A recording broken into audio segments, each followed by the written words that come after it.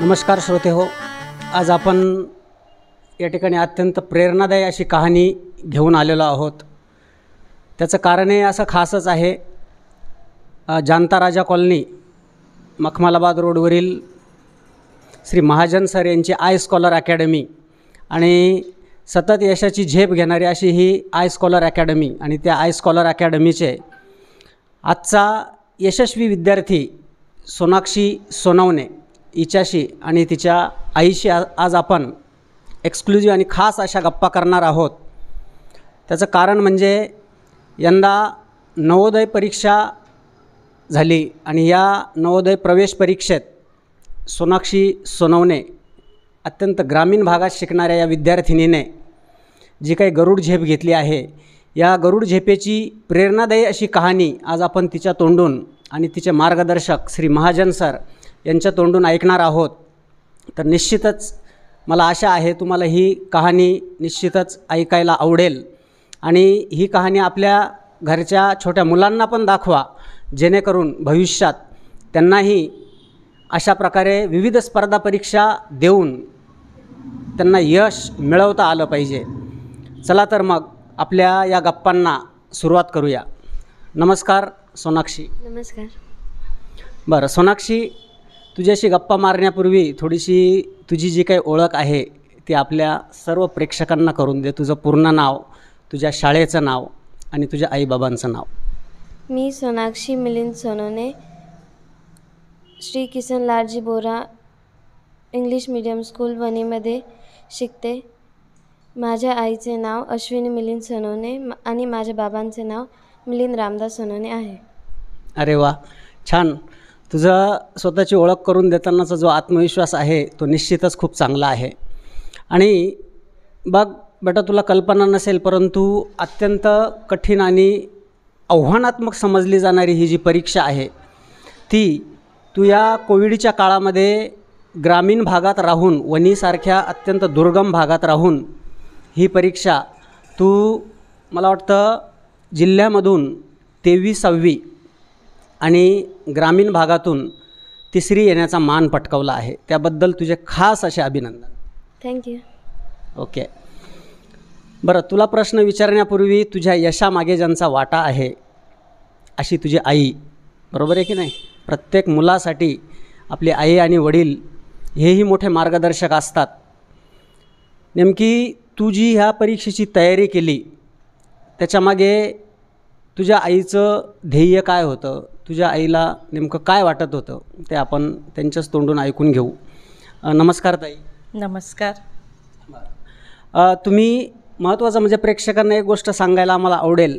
एक आरोग्य सेविकेची मुलगी आणि प्रायव्हेट कंपनीत जॉब करणारे तिचे वडील, म्हणजे अत्यंत धावपळीच्या अशा परिस्थितीतसुद्धा तिच्या पालकांनी हार न मानता आपल्या मुलीला बळ देण्याचं काम केलं. अशा त्या ताईंचंसुद्धा या ठिकाणी विशेष असं खास अभिनंदन. ताई, तुम्ही तुमच्या मुलीचं हा जो काही अभ्यास आहे किंवा ह्या स्पर्धा परीक्षेची तयारी आहे करून घ्यावी किंवा या क्लासला तिला दाखल करावं असं आपल्या मनात का आलं आणि केव्हा आलं? खरं तर नवोदया करायचं हे माझं स्वतःचं वैयक्तिक स्वप्न होतं. तर नवोदया काय असतं याची मला पूर्णतः जाणीव होते आणि मला तो 2 मिनटं या ठिकाणी म्हणजे त्यांच्या भावना ज्या आहेत त्या अगदी उचंबळून आल्यात.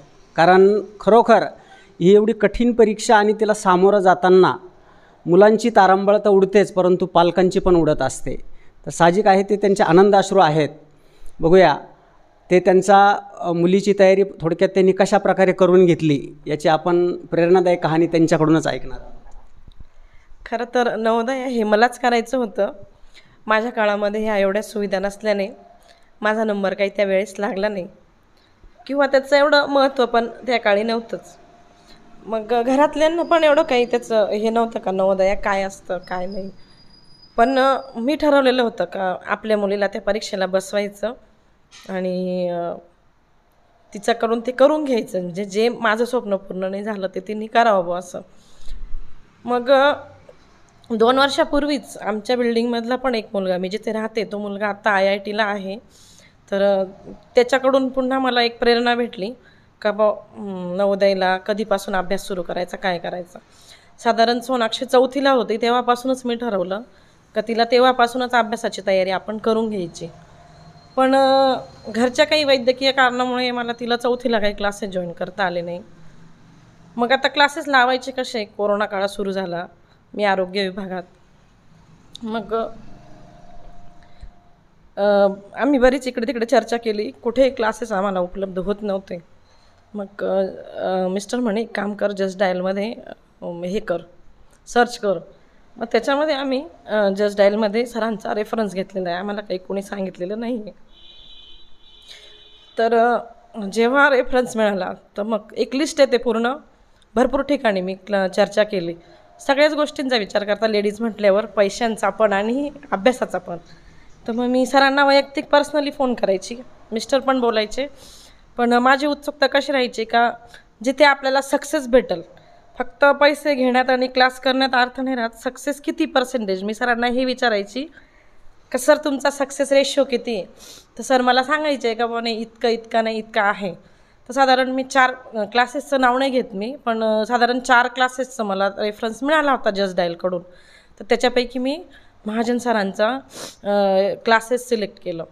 पण सिलेक्ट केल्यावरही माझ्या मनात खूप शंका होत्या का आता जायचं कसं, मी राहते वणीला, हिची शाळा वणीला, आणि पुन्हा नाशिकवरून हे अपडाऊन करणार, मुलगी एकटी राहणार कशी. मग आमचं ठरलं का बुवा तिला आपण पाळणा घरात टाकायचं. पण पाळणा घरात टाकणंही म्हणजे तेही तिला सोडवायला आणणं ही पण जबाबदारी सोपी नाही आहे. मग एक फायनल डिसिजन घेतला का आता ऑनलाईन क्लासेस करायचे. जर शाळा ऑनलाईन झाली तर कदाचित क्लासेसही होऊ शकतात. मग सर मला म्हटले का आहेत, पण मग आता मोठं चॅलेंज होतं ते. सरांना तर मी फोन केला, सरांनी मला भरपूर आत्मविश्वास दिला का मी जवळपास क्लासेस माझं सिलेक्ट हो किंवा नाही म्हणताच माझे 8-15 दिवस निघून गेले. आणि महिने तर फक्त 3 ते 4च राहिले. ते साधारण डिसेंबर महिना संपत आलेला होता आणि मुलांचे क्लासेस इतके म्हणजे आधीपासून सुरू झालेले होते, अभ्यास पण खूप पुढे निघून गेलेला होता. तरी मनामध्ये त्याच्यामध्ये ही इंग्लिश मिडियमची मनात मोठी शंका अजून. मी जो अभ्यास केला तो मराठी मीडियमचा केलेला होता, पण आता इंग्लिश मिडियमचा अभ्यास करणं आणि तो बी ह्या स्टेजला. पण तरी म्हटलं नाही, थोडेसे मुलीमध्ये पण गुण होतेच का ती पण अभ्यास जी करायची ती जिद्दीनेच करायची. तर मग तिची जिद्द मी तेव्हा बघितलेली होती. तर म्हटलं चला यश येऊ अगर नाही येऊ, मनाला ती खंत नको राहिला का बा आपण आपल्या मुलीला नवोदयला टाकलं नाही.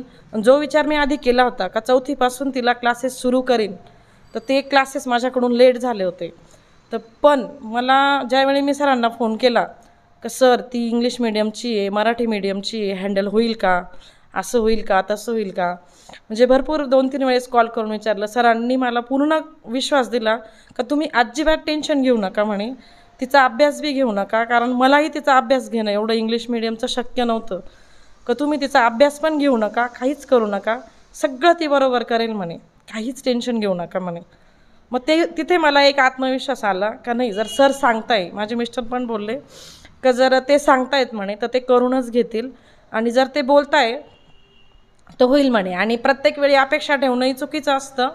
आपण एक मुलांना एक चान्स चांगला दिला पाहिजे का नाही बाई जाऊ दे, नंबर लागो ना लागो, तिचं नॉलेज वाढणार आहे आणि तिचा अभ्यास कव्हर होणार आहे. मग केले क्लास जॉईन. तरी ऑनलाईन क्लास जॉईन केल्यावर माझ्या मनात इतकी शंका, कारण दिवसभर घरात शाळा करून आल्यानंतर त्यावेळी तर हेच चालू होतं, ऑनलाईनच स्टडी चालू होता साधारण जानेवारीपर्यंत.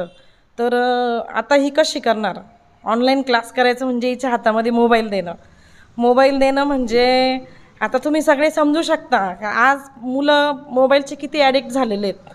मोबाईल तिच्या ताब्यात देणं म्हणजे माझ्या 100 शंका मनामध्ये का ही मोबाईल बघणार, यूट्यूब बघणार, क्लास तर करेल, जॉईन करेल, पण मग ते बाकीचं कसं बघणार. मग शेवटी आम्ही एक ठरवलं का एक गुगल अकाउंट जे आहे ते दोघांचं, तिच्या मोबाईलला जे आहे ते आणि माझं एकच केलं, म्हणजे जेणेकरून तिने जर समजा यूट्यूबवर काही जरी बघायचं किंवा हे केलं तर आम्हाला किंवा मला ते बरोबर समजत होतं का मुलगी काय बघते काय नाही बघते. मग आम्हाला तेवढा त्याच्यावर विश्वास येऊन गेला का आपल्या म्हणजे आपली मुलगी आपल्याला काही असं हे करत नाही आहे. मग तिथून आमचा विश्वास आमच्या मुलीवर पक्का झाला की ती अभ्यास करते. मग आता राहिला प्रश्न क्लासचा. आता सर कितपत म्हणजे आता शेवटी प्रत्येक पालकांच्या मनात एक शंका राहतेच की बुवा पैसे भरले, शिक्षक शिकवत आहे आणि कसे शिकवत आहे, काय शिकवत आहे. मग मी जो टायमिंग घेतला होता तो साधारण संध्याकाळचा घेतला होता, कारण संध्याकाळी मी असायची घरी. तिचे पप्पा तर रात्री 9 वाजेपर्यंत यायचे, त्यामुळे त्यांचा आणि क्लासचा काही दूरपर्यंत संबंध नव्हता. फक्त पुस्तकं घेऊन येणे, जाणे एवढंच त्यांचं आम्ही जबाबदारी दिलेली होती. आम्ही क्लासचं तोंड पण बघितलेलं नव्हतं की कसं आहे रूम, कसे आहे शिक्षक. मोबाईलवरच सर्व चर्चा झाली आणि मोबाईलवरच सगळं डन झालं आणि अभ्यास पण तो तिथून सुरू झाला. मग आता ठीक आहे, आता ऑनलाईन क्लास तर सुरू झाला आहे, पण शिकवत कसे असतील ही शंका. मग ज्यावेळी सर शिकवत असायचे त्यावेळी मला तर काही कळत नव्हतं, पण स्वयंपाकाची तयारी वगैरे करताना ती साधारण बसली आहे तर आपण तेवढं फक्त ऐकत राहायचं. आमचा जो TV मी तो बंद करून टाकला होता, कारण मला पण थोडीशी जिद्द होती की मुलीने तरी करावं जर तिच्यामध्ये तेवढी कपॅसिटी आहे तर तेवढा एक काम ती करायची का ज्यावेळी क्लास चालू राहायचा तर ती अगदी कॉन्सन्ट्रेशनने क्लास करायची. आणि विशेष म्हणजे सरांचं पण लक्ष राहायचं. सर ज्यावेळी क्लास घ्यायचे तर ऑनलाईन जे मुलं क्लास करताय जसे तुमचे ऑफलाईन क्लास घेत आहेत त्याच पद्धतीने ऑनलाईन मुलांच्या क्लासवर पण ते पूर्ण कॉन्सन्ट्रेट करत होते. त्यांना व्हिडिओ ऑफ केलेला आवडत नव्हता. मुलांची बसण्याची पद्धत किंवा तुम्ही कशा प्रकारे बसताय किंवा काय त्यांचं जे डिसिप्लिन आहे ते मला खूप आवडायचं. त्यामुळे मग तिथूनही मी थोडी टेन्शन फ्री झाली का नाही, आता जे ऑनलाईन क्लास चालू आहे ते अगदी व्यवस्थित चालू आहे. मग असं करता करता जवळपास होत आला, शेवटचा महिना आला. आता एप्रिल महिना, परीक्षेचे वेध लागायला लागले. मग त्यांच्या ज्या काही ऑनलाईन टेस्ट आहे ती देत होती, चालला होता अभ्यास. तर साधारण ती परीक्षा जशा त्यांच्या सुरू झाल्या, म्हणजे मोबाईलमध्येच परीक्षा द्यायच्या, त्याच्यावरच बघायचं. थोडा तिला ते बघायला त्रास होत होता. मग सरांनी नंतर बुक्स प्रोव्हाइड केले क्वेश्चन पेपरचे. ते क्वेश्चन पेपरचे बुक्स आम्ही लवकरात लवकर ताब्यात घेऊन मग जसे जसे क्वेश्चन पेपर सॉल्व्ह व्हायचे त्या पद्धतीने ती सोडवायची. पण मग तिथे गडबड अशी होत होती का 75 मार्क पडायचे आणि मग मुलांना इकडे सर ज्यावेळी मार्क्स विचारायचे तर मुलींना थोडं तिला कमीपणा वाटायचा. मार्क्स मला कमी पडता येईल, कसं काय सांगायचं. मग त्यावेळी तिला समजावलं, म्हटलं जे काही असेल तुला 0 जरी मार्क पडले ना सर तर सांगायचेच, पण ऑनलाईन क्लासेस ज्यावेळी होत असतात त्यावेळी तिथे थोडंसं मी म्हणाल पालकांनी लक्ष देणं गरजेचं असतं. कारण मुलांना त्याचं तिथं ते एवढंच कळतं का मला कमी मार्क पडले, पण त्याचं सिरियसनेस जे असतं का हे फक्त तात्पुरतं यश आहे, खरं यश तर हे पुढं असणार आहे. त्यामुळे इथं घाबरून जायचं काम नाही. इथे 0 जरी मार्क पडले त्यावेळी तिचे वडील आणि आम्ही दोघांनी तिला मोरल सपोर्ट केला आहे त्या बाबतीमध्ये का तुला इथे कितीही मार्क पडले ह्या परीक्षेला अजिबात घाबरायचं नाही. फक्त तुझ्या ज्या काही चुका होत असायच्या त्या तू दुरुस्त कर. आणि विशेष म्हणजे जेव्हा क्लास सुरू झाले सर वेळोवेळी ऑनलाईन पालक मीटिंग पण घेत होते. मी त्या पण इन्स्ट्रक्शन पूर्ण फॉलो करत होती. त्याच्यामध्ये त्यांची एक पद्धत होती का ग्रुपमध्ये त्यांनी पूर्ण ट्युशनच्या मुलांचा एक ग्रुप तयार केलेला होता. त्याला काय प्रॉब्लेम सॉल्व्हर ग्रुप होता, तर तू त्याचा वापर करत जा. तर तिला ते प्रॉब्लेम सॉल्व्हर ग्रुप वापरायला पण ती थोडा कानकुचपणा करायची. मग म्हटलं तुला जे काही येत नसेल ना सरांना पर्सनली तरी टाकत जा. तेव्हा माझीही थोडी चिडचिड व्हायची तिच्यावर. 1-2 वेळेस तिला मारही दिला मी का तू त्याचा वापर कर बा. कसं मुलं थोडा कंटाळा करतात, त्यांना कमीपणा वाटतो. किंवा कधी कधी असंही होत होतं का थोडं अचानक जर खूप प्रश्न पडले तर तिचा प्रश्न मागे पडून जायचा. मग त्यावेळी ती मला विचारायची. मग मला विचारलं तर त्यावेळी मी सरांना सांगायचे का तुम्ही सांगा तिला प्रॉब्लेम सॉल्व्हरवर टाकत जा. तर ते जे क्वेश्चन पेपर सॉल्व्ह करून घेत होते तेव्हा पहिली टेस्ट झाली तेव्हा हार्डली काहीतरी 60-65 मार्क मिळत होते. मग तिथून मग ठरवलं का नाही आता थोडंसं आपल्याला लक्ष देणं गरजेचं आहे. सर तर घेतातच आहे, त्यात काही वाद नाही. आणि ऑनलाईन ज्या एक्झाम होत होत्या त्याच्यामध्ये असं होत होतं का 100 प्रश्न म्हणजे 100 मार्काचा प्रश्न जरी असला तर 80 म्हणजे जे सोडवले जर 20 क्वेश्चन सोडून दिले मुलांनी आणि त्याच्यामधून 80 सॉल्व्ह केले तर त्या सॉफ्टवेअरमध्ये ते सिस्टीम होती वाटतं ती का तिला असं वाटायचं का मला चांगले मार्क्स पडले, 80-85 मार्क पडले. पण त्याच्यामध्ये ते असं गोषवारा यायचा खाली डाटा शेवटी का ॲक्युरसी का सोडवलेले किती आहे आणि तिने अटेंड किती केले त्याच्यापैकी चुकले किती. तर मग जे अटेंड केले त्या 100 म्हणजे 80 जरी अटेंड केले असतील त्याच्यामधून मग ते मार्क ठरवले जायचे. तर ते साधारण 80-85 दिसायचे. पण जेव्हा मी रिअल बघायची काय हिने 20 मार्काचं तर सोडून दिलेलं आहे का तिला आलं नाही ते म्हणून. तर ते कुठंतरी धरलं गेलं तर तिचे फक्त 65चा ॲव्हरेज यायचा. मग आता म्हटलं नाही हे ना क्वेश्चन पेपर ज्यावेळी बुक आलं मग त्यावेळी लक्ष द्यायला थोडी सुरुवात केली. अभ्यास नाही केला, फक्त लक्ष द्यायला सुरुवात केली का ही क्वेश्चन पेपर कसा सोडवते, काय सोडवते.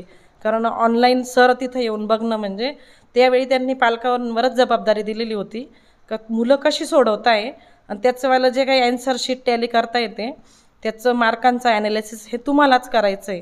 कारण कधी कधी मुलं हे फोन ऑनलाईन कमीपणा वाटतो म्हणून लबाडाही बोलू शकतात. अशा हेतूने त्यांनी ते सांगितलेलं होतं. तर त्यावेळी बघितलं, मग बघायला लागलो 70-75चा ॲव्हरेज यायला लागला. 65-60वरून सुरुवातीला तर सर्वात पहिली टेस्ट झाली होती माझ्या मते तर 25 का 30 चुकले होते, भरपूर चुकले होते त्यावेळी. मग हळूहळू करता करता ती 75च्या ॲव्हरेजला यायला लागली ज्यावेळी क्वेश्चन पेपर सॉल्व करायला लागलो बुकवर. मग तिथून मग लक्षात घेतलं का हिला जर अजून थोडं 1 महिना वेळ आहे, थोडं जर अजून लक्ष दिलं तर ही पुढं पिकअप घेऊ शकते. मग ज्यावेळी क्वेश्चन पेपर ती सोडवायची सर सांगत राहायचे. जेव्हा मीटिंग झाली तेव्हा पालकांना त्यांनी सांगितलं होतं किंवा मुलांना पण ते सांगत राहायचे, मी ऐकत राहायची सर काय सांगताय काय नाही. त्यांनी सांगत होते की तुम्ही जे चुकलेले क्वेश्चन आहेत ते रिव्हिजन करा, ते फॉलो करा, त्याच्यातून तुमचं काय चुकतं आहे काय नाही बघा. आता ठीक आहे म्हटलं काय हरकत नाही. तिला सांगत होती मी, त्याच्यावरूनच तिने मार पण खाल्ला होता का जे क्वेश्चन चुकलेले आहेत ना का तू ते फॉलो कर किंवा ते पुन्हा तू सोडून घे. पण तिने ते काही तसं केलं नाही. मग त्यावेळी मी पुढाकार घेतला, तिच्या वडिलांनी पुढाकार घेतला. थोडंसं ड्युटीवर सांगितलं का मला थोडं मुलीकडे आता लक्ष देणं गरजेचं आहे. तर ते जे सांगत होते का तुमचे क्वेश्चन पेपर ज्यावेळी चुकतात, काही जे क्वेश्चन चुकतात तर ते चुकलेले क्वेश्चन तुम्ही सोडवायचे, त्याच्यामधून तुम्हाला नक्की समजतं का तुम्ही कुठे कमी पडताय. मग मला त्याच्यामधून एक गोष्ट लक्षात आली का ही पर्सेंटेज आणि ते जे आर्थिक असतात सिम्पल इंटरेस्ट वगैरे तिथं ती कमी पडू राहिली. मग शेवटच्या याच्यामध्ये आम्ही तिच्यावर ते रिव्हिजन किंवा मग सरांनी पण शेवटी काही रिव्हिजन घेतलेली आहे. मग ती रिव्हिजन तिच्याकडून करून घेतली आणि शेवटचे क्वेश्चन जे 3-4 दिवस उरले होते, 8 दिवस राहिले होते माझ्या मते, मग मी फक्त ॲन्सर शीट टेलीशीट कसं भरता ह्याच्यासाठी तिला फक्त मी हार्डली 2 दिवस इकडं घेऊन आली. त्यावेळीही तिला काही असे खूप मार्क पडत नव्हते, तरी ती 90पर्यंत तेव्हा येऊन लागलेली होती. म्हणजे कुठे 65 होते आणि कुठे ती शेवटच्या याला 80, 90, 93, 95 माझ्या मते सर्वात शेवटचा जो तिचा एकच पेपरमध्ये तिला 100पैकी 100 मार्क पडले होते. पण तिचा मी बघितला होता ॲव्हरेज का 92, 93, 90च्या आसपास तिचा ॲव्हरेज शेवटच्या 8 दिवसापर्यंत यायला लागला होता. आणि त्यावेळी मिस्टर पण तिच्याकडे भरपूर चांगलं लक्ष देत होते आणि सर पण व्यवस्थित मुलांना सरांनी सुरुवातीला सांगून दिलेलं होतं का आज जी मुलं बोर्डवर दिसत आहे तर कदाचित शेवटच्या एक्झाममध्ये वेगळेच नाव येऊ शकतात. हे पण मी तिला सांगायची, म्हटलं ह्या बोर्डवर तुझं नाव नाही आहे ना, शेवटच्या वेळेस तुझं नाव तिथं 101% राहील. हा कॉन्फिडन्स मलाही होता कारण तिचं अभ्यास करायची जी पद्धत होती ती खूप चांगली होती. बिल्डिंगमध्ये राहायची, घरात एकटी राहायची. विशेष म्हणजे तिचं कौतुक खरं का हेच होतं का आईवडील घरात नसताना एकट्या मुलीने मोबाईलवर अभ्यास केला. तर मी म्हणाल हे आज जे तिला जे यश मिळालं आहे तर सर आणि ती हे दोघं जे काही यश आहे हे त्या दोघांनाच मिळेल. ठीक आहे, मी जरी पालक आहे, मी फक्त एक दिशा दाखवलेली आहे, पण तिनेही ते जिद्दीने केलं पूर्ण. आणि सरांनी पण खूप चांगलं मार्गदर्शन केलं आहे.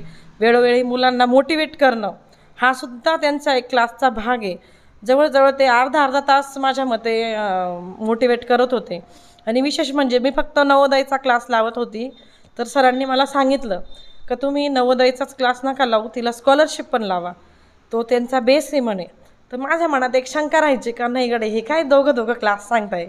पण नाही, त्यांचा जो अनुभव होता तो एकदम चांगला होता. आणि मलाही नंतर ते कळलं का स्कॉलरशिप हा पाया आहे. त्यांनीही सांगितलंच होतं, मी पण बघितलं, पाया आहे. आणि नवोदय हा स्कॉलरशिप जर तुम्ही अभ्यास व्यवस्थित कवर होतोय त्याच्यामध्ये बऱ्यापैकी नवोदयचा अभ्याससुद्धा कवर होतो आहे आणि गणित हे नवोदयापेक्षा स्कॉलरशिपमध्ये चांगलं कवर होतं. म्हणून मग मी दोन्ही क्लास जॉईन करायचा निर्णय घेतला. म्हटलं आता चला जाऊ द्या, सरांनी पण गॅरंटी घेतली आहे आणि ती पण करते. त्यामुळे मी आय स्कॉलर अकॅडमीचे खूप आभारी मानते का बुवा त्यांनी मुलीला चांगलं मार्गदर्शन केलं, शिकवलं पण खूप छान आहे. कारण शिकवणं बी तितकंच गरजेचं आहे. ऑनलाईन सर्वात मोठं चॅलेंज हे ऑनलाईन क्लासेसच होतं. त्यांनी खूप चांगल्या पद्धतीने तिच्याकडे लक्ष दिलं आहे आणि तिचे पप्पा पण ते येऊन इथं बघत राहायचे. म्हणजे जेव्हा यायचे वया पुस्तक वगैरे घ्यायला त्यावेळी ते बघायचे का सर पण खूप छान शिकवता. कदाचित इथून त्यांना ते दिसत नसतील पण ते आतून बघवायचे का मुलांना ते एकदम चांगलं मोटिवेट पण करता आणि बोलतात पण, रागवतात पण आणि करून पण घेतात बुवा. त्यांना ते पण माहिती आहे का त्यावेळी आपली पण मुलगी ऑनलाईन क्लासेसला बसलेली आहे म्हणून. पण ठीक आहे, खूपच छान. मी त्या सरांचे खूप आभारी आहे का त्यांनी खूप छान पद्धतीने, मी सर्वांना हे सांगेल आणि आत्ताही सांगते वणीमध्ये सुद्धा का तुम्ही सरांचे क्लासेस जॉईन करा. आणि थोडंसं ठीक आहे सर ही क्लास घेतातच, त्यात काय हे 100% त्यांचे देतात. कारण कोणताही शिक्षक ज्यावेळी मुलांना ज्ञान देतो तर त्यावेळी तो कधी असं बघत नाही का हा कुठला विद्यार्थी काय, सगळ्यांना देताना समान देतात. फक्त घ्यायचं किती आणि सोडवायचं किती. ज्यावेळी आपण एखादं म्हणतो ना केलं तर सगळं सोपं आहे, नाही केलं तर सगळं अवघड आहे, हा आत्मविश्वास त्यांच्याकडून मिळाला. त्यांचा जो मोरल सपोर्ट आहे तो एकदम खूप चांगला होता आणि मोटिवेट पण खूप चांगलं केलं आहे. त्यामुळे मी त्यांची ऋणी राहील आणि आज माझी मुलगी त्यांच्या क्लासेसमुळे नवोदयला जॉईन झाली आहे. कारण शालेय प्रायव्हेट शाळा जर म्हटल्या तर नवोदयाचा अभ्यास काही कोणत्या प्रकारे करून घेतला जात नाही, फक्त हे क्लासेसवरच अवलंबून राहावं लागतं. त्यामुळे आज सोनाक्षीला ग्रामीणमधून 3रा आणि जिल्ह्यातून 23वा येण्याचा जो मान मिळालेला आहे त्याचं पूर्ण श्रेय मी आय स्कॉलर अकॅडमीचे महाजन सर आणि माझी मुलगी सोनाक्षी आणि माझे मिस्टर यांना देईल. कारण त्यांनी त्याच्यासाठी भरपूर स्ट्रगल केलं आहे. कारण आम्ही 2 वर्षानंतरच येणार होतो इकडे नाशकात. खूप ॲडजस्टमेंट करून म्हटलं जाऊ द्या थोडाफार त्रास होईल, पण झालं ते व्यवस्थित झालं. त्यामुळे मी तिघांना तिच्या ते यशाचं श्रेय देऊ इच्छिते. Thank you sir. ओके, खरोखर त्यांच्या तोंडून त्यांची ही प्रेरणादायी अशी कहाणी, म्हणजे सुरुवातीच्या दिवसापासून आजपर्यंत तिला जे यश मिळालं, या यशात आईवडिलांबरोबर महत्त्वाची जी प्रेरणा आहे ती म्हणजे आय स्कॉलर अकॅडमीचे संचालक श्री महाजन सर.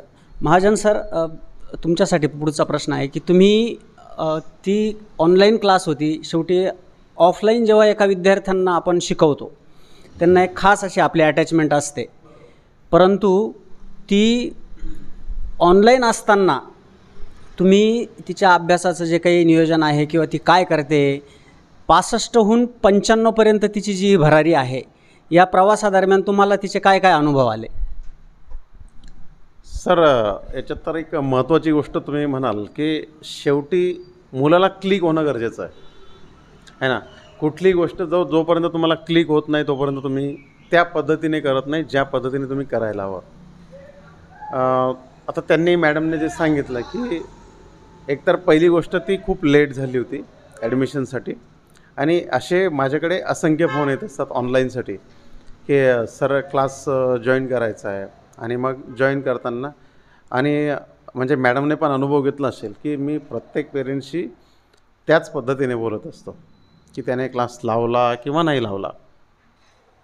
बरोबर ना, की समजा मी जस्ट लाईक कापड दुकानदारासारखा की तुम्ही किती कपडे घेतलेत आणि तुम्ही कपडे घ्यायचे की नाही तुम्ही ठरवा, पण दाखवायचं माझं काम आहे. त्या पद्धतीने माझं प्रॉडक्ट किंवा माझ्या क्लासबद्दलची इन्फॉर्मेशन मी देत असतो. त्याच्यातनं ज्यांना क्लिक होतं ती लोक आपल्यापर्यंत पोचतात. या पद्धतीने जेव्हा पेरेंट्स जास्त क्वेश्चन विचारतो याचा अर्थ त्यांना करण्याची इच्छा प्रचंड आहे. म्हणजे हा पण एक महत्त्वाचा मुद्दा आहे. बरोबर, जर समजा तुम्ही डिरेक्टली क्लास लावतायत हा एक वेगळा मुद्दा आहे जर तुमचा विश्वास असेल तर. पण आता यांचा काही संबंध नाही आहे. एक तर कोविडचा पिरियड आणि कोविडमध्ये यांनी जेव्हा जॉईन करताना यांनी जे ॲडमिशन घेतलं ते ॲडमिशन घेण्याची जी परिस्थिती होती ती परिस्थिती प्रचंड क्रिटिकल होती. आणि त्या काळात आपला क्लास रुटीनमध्ये रेग्युलर म्हणजे स्कॉलरशिप नवोदय, तेव्हा आपली सैनिक स्कूलची बॅच नव्हती, तर स्कॉलरशिप आणि नवोदयसाठी त्यांनी आपल्याकडे नवोदयसाठी त्यांनी जेव्हा एन्क्वायरी केली तेव्हा मी त्यांना सांगितलं होतं की तुम्ही ग्रामीणमधनं असाल तर ग्रामीणमध्ये एकतर साहजिकच गोष्ट आहे की 70% तिथे तुम्हाला वॅकन्सीज नवोदयसाठी असतात.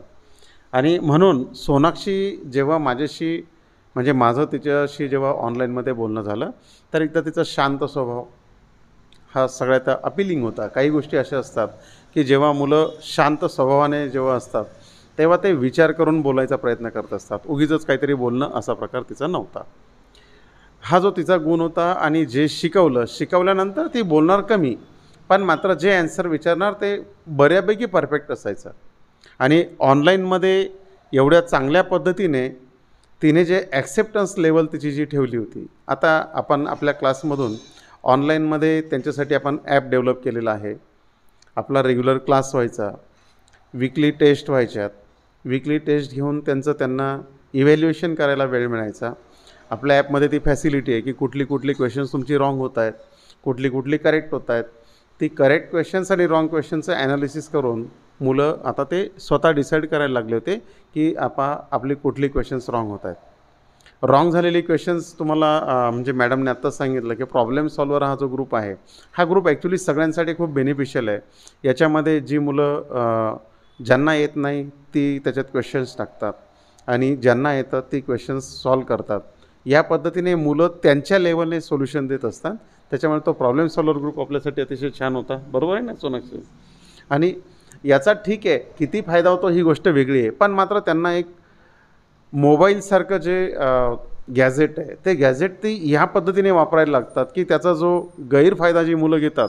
मॅडमने सांगितलं की त्यांनी त्यांचं गुगल अकाउंट तिच्याशी मॅच करून घेतलं होतं आणि त्या अँगलने तिच्याशी ते विचार करायचे. तर त्याचा वापर आपल्या क्लासच्या मुलांकडनं आपण या पद्धतीने करून घेतो की मोबाईल असेल, लॅपटॉप असेल किंवा कम्प्युटर असेल, याचा वापर किती छान पद्धतीने करता येतो. आम्ही इंटरनेटवरनं क्वेश्चन पेपर्स काढणं, क्वेश्चन शोधणं, नंतर त्याच्यावरनं तुम्ही आपला प्रॉब्लेम सॉल्वरसारखा ग्रुप आहे, आपलं ॲप आहे, त्यांचा मॅक्सिमम वेळ हा म्हणजे पॉझिटिव्हली व्हॅल्यू ॲडेड असायचा, व्हॅल्यू ॲडिशन व्हायची.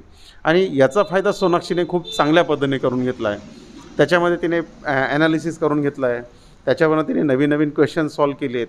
त्याच्यामुळे सोनाक्षी जरी ऑनलाईनमध्ये होती तरी पण तिने जो रिझल्ट दिला आहे हा रिझल्ट एकच दाखवतो, तुम्ही ऑनलाईन असा किंवा ऑफलाईन असा, तुमची इच्छाशक्ती आणि अभ्यास करण्याची जिद्द हीच मुलांना पुढे घेऊन जाणार आहे. धन्यवाद.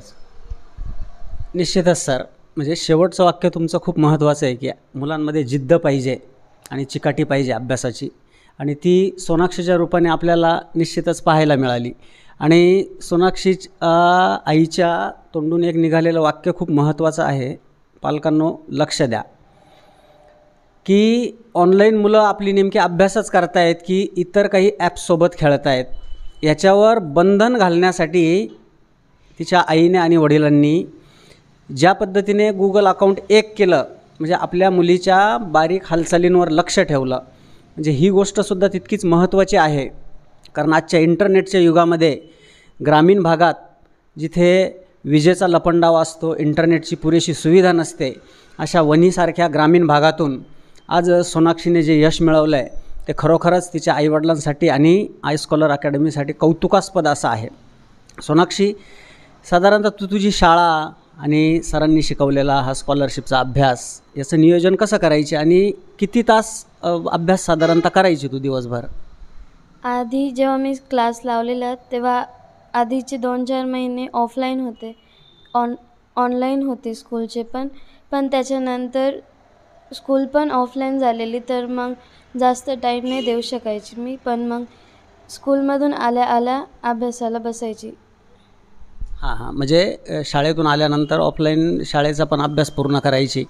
परंतु जे क्लासमध्ये सरांकडून शिकवलं जातं याची किती तास तू रिव्हिजन करायची, काय सॉल्व करायची, क्वेश्चन पेपर सॉल्व करायची की कोणकोणते बुक्स वापरायची तू? अनुभव काय होता? मी आधी सरांनी जे बुक्स दिल्या होत्या त्याच यूज करायची, कारण बाकीच्या बुक्ससाठी माझं तेवढं नॉलेज नव्हतं. तर मग मी त्याच्यानंतर नवीन ते जेव्हा झालं, मम्मीने सांगितलं की क्वेश्चन पेपर टाकत जाय ग्रुपवर, प्रॉब्लेम सॉल्वरवर, तर मग मी त्याच्यावर टाकत जायचे. हां, म्हणजे मुलांना अडचणी येतच असतात, परंतु दिलेले जे काही रेफरन्स बुक आहेत हे सुद्धा पालकांनी जर व्यवस्थितपणे हाताळले, तिला अडचणी येत नव्हत्या असं नाही. तिला अडचणी असंख्य आल्या. तिच्या आईने सांगितल्याप्रमाणे तिला 4 धपाटे पण बसले, परंतु त्यातून तिने नाराज नाउमेद न होता जी काही चिकाटी ठेवली अभ्यासाची, ही खूप महत्त्वाची आहे.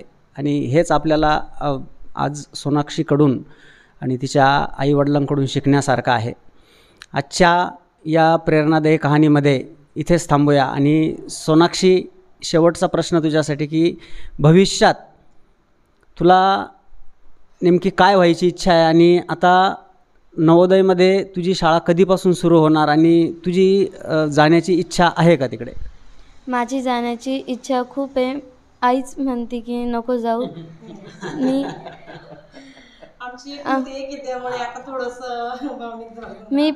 मी उद्या म्हणजे 25 तारखेला नवोदयच्या स्कूलसाठी जाणार आहे आणि मला मोठं बनून IAS ऑफिसर, डॉक्टर किंवा CA बनायचं आहे. अरे वा! म्हणजे बघा, तिच्या तोंडी तिचे जे काही स्वप्न आहेत ती सुद्धा मोठीच आहेत, की मोठं होऊन तिला IAS ऑफिसर, CA किंवा मग डॉक्टर अशा उच्च पदावर जाऊन आई जे काम करते म्हणजे एक आरोग्य सेविका, आणि तिच्या आईचं कदाचित राहिलेलं अधुरं स्वप्न पूर्ण करण्यासाठी मुलीने चंगच बांधला आहे असं आपण म्हणायला हरकत नाही. आणि निश्चितच सोनाक्षी, तू यशस्वी होतील. तुझ्या गुरूंचे, तुझ्या आईचे, वडिलांचे आशीर्वाद तुझ्या पाठीशी आहेत. आणि सोनाक्षी, तू जेव्हा 4 महिने अगोदर क्लास जॉईन केला तेव्हा आता तुझ्या आईने सांगितल्याप्रमाणे तुला 60-65% म्हणजे इतके मार्क्स पडायचे, परंतु हा क्लास लावल्यामुळे तू ग्रामीण भागातली विद्यार्थिनी आहेस. मग तुला हा क्लास लावल्यामुळे कसा फायदा झाला?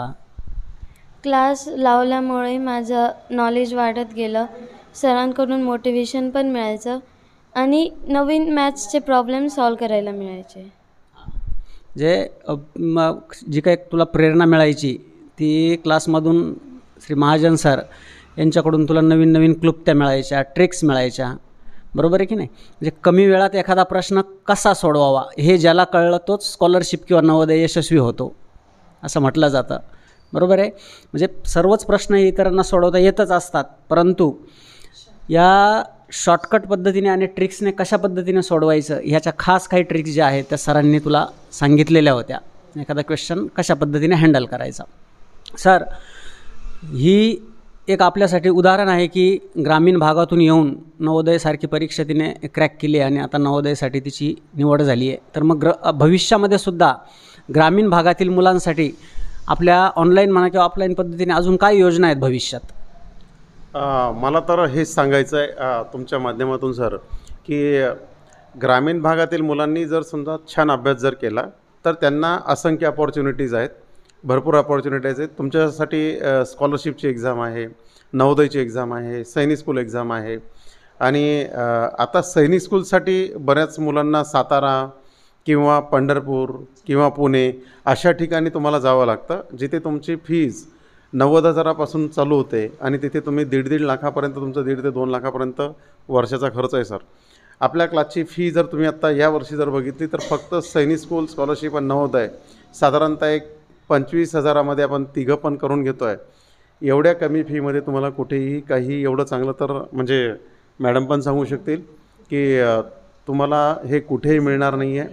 कुठल्याही पद्धतीचं आपल्याकडची जी मुलं असतात, आता सोनाक्षीचा जरी अभ्यास घ्याल तर तुम्ही कमीत कमी तिने 8 ते 9 तास अभ्यास कमीत कमी केलेला आहे, कमीत कमी बोलतो आहे. आणि काय सोनाक्षी, बरोबर आहे? हो सर. किती वेळ अभ्यास करायची साधारणतः तू? सर, आधी मी हळूहळू साधारण 1 ते 2 तास करायची, पण त्याच्यानंतर कळायला लागलं त्याचं की का करायला पाहिजे, कसा करायला पाहिजे आणि का बरं करायला पाहिजे, म्हणून मी जास्त करायला लागली. तरी शेवटी किती वेळ करायची साधारणतः? शेवटी मी खरंच 8 ते 9 तास केले. म्हणजे मला जे बोलायचं सर की हे मुलांना जोपर्यंत कळत नाही आहे तोपर्यंत मुलं अभ्यास करत नाही आहे. आणि शाळांमध्ये काय होतं की शाळांमध्ये त्यांच्यापुढे टार्गेट नसतात, त्यांना लिमिटेड स्टडी असतो. त्याच्यातही मोस्ट ऑफ स्कूलमध्ये ज्या पद्धतीने अभ्यास जो घेतला जातो त्यांना एक लिमिटेशन आहे, स्कूलला पण लिमिटेशन्स असतात. त्याच्यामुळे स्पर्धा परीक्षांच्या माध्यमातून मुलांची जी खरी कसोटी लागते ती कसोटीच खरी कसोटी म्हणता येईल. आणि इथेच तुम्हाला जाणवेल की स्कूलमध्ये 100-200 मुलांमध्ये आणि इथे 50,000 मुलांमध्ये स्कॉलरशिपला, नवोदयमध्ये 20-22 हजार मुलांमध्ये, सैनिक स्कूलमध्ये 12 ते 15 लाख मुलांमध्ये तुम्हाला प्रूव्ह करायचं असतं. आणि हे प्रूव्ह करण्याचे चान्सेस आपल्या क्लासच्या माध्यमातून आपण लोकांपर्यंत पोचवतो आहे. मग इथे तुम्ही ग्रामीण भागातून असा किंवा शहरी भागातून असा, कुठल्याही पद्धतीचा आपल्याकडे काही प्रॉब्लेम नाही आहे. आज सोनाक्षीने प्रूव्ह करून दिलं आहे की आपला क्लास ऑनलाईनमध्ये पण तेवढाच इफेक्टिव्ह आहे जेवढा कौस्तुभ आढाव जो आता नाशिक जिल्ह्यात पहिला आलेला आहे त्याने शहरी भागातून त्याने फर्स्ट टॉप केलेला आहे. तो पण आपल्याच क्लासचा मुलगा आहे. आणि सोनाक्षी सोनवणे ही वणीमधून नाशिक जिल्ह्यात 23वी आणि ग्रामीण भागातून 3री तिने ही एक्झाम क्रॅक केलेली आहे. त्याच्यामुळे असं कुठल्याही प्रकारचं बंधन ग्रामीण भागातल्या मुलांना नाही किंवा शहरी भागातल्या मुलांना नाही. फक्त अभ्यास करण्याची जिद्द निर्माण करण्यासाठी आपला क्लास म्हणजे त्यांना हेल्प करतो आहे. ती जिद्द जर त्यांच्या मनात जर एकदा निर्माण जर झाली तर मुलांचा क्लास, मुलांचा अभ्यास हा अतिशय छान होईल आणि आपल्याला हवे ते रिझल्ट, त्यांचं करिअर, आईवडिलांच्या इच्छा आकांक्षा या सगळ्या पूर्ण होतील. धन्यवाद. निश्चितच सर, म्हणजे प्रत्येक आईवडिलाचं स्वप्नच असतं की आपला मुलगा शिक्षण घेऊन कुठेतरी उच्चपदस्थ अधिकारी व्हावा किंवा मोठ्या पदावर जावा. तेच ध्येय आपण पालकांचे आपण स्वतः उराशी बाळगून आपली जी काही कष्ट करण्याची जी तयारी आहे, जे मुलांना तुम्ही रागावून म्हणा, प्रेमाने म्हणा, सगळ्या पद्धतीने मुलांच्या गळी उतरवण्याचा प्रयत्न करतात, ही गोष्ट खरोखर आपल्यात अत्यंत चांगली आहे आणि वाखाणण्याजोगी आहे. शुभेच्छा तुम्हाला आणि पुढील करिअरसाठी आणि पुढे जास्तीत जास्त विद्यार्थ्यांना तुम्ही मार्गदर्शन करा आणि तुमच्या हातून जास्तीत जास्त क्लास 1 ऑफिसरही तयार होत हीच अपेक्षा व्यक्त करूया आणि या ठिकाणी थांबूया. धन्यवाद.